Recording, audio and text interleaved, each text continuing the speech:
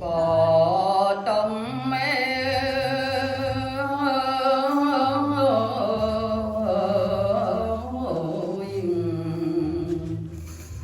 cỏ bông ri mi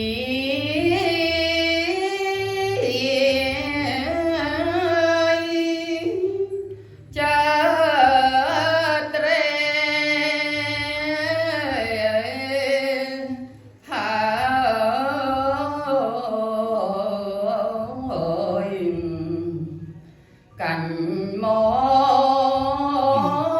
toài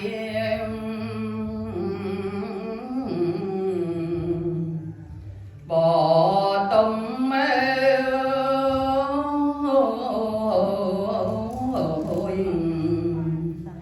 cỏ bông say bò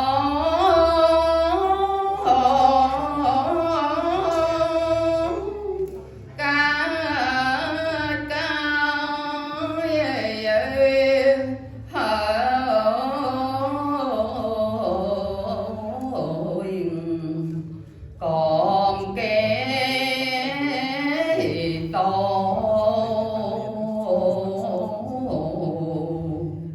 luật lực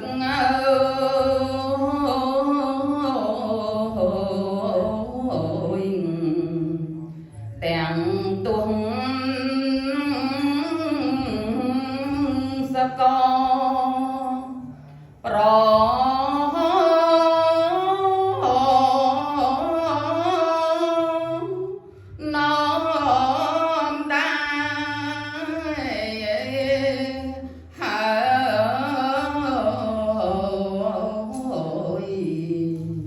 lỡ sẽ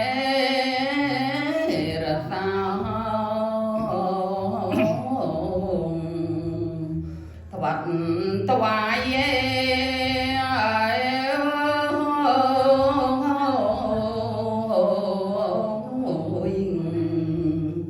vô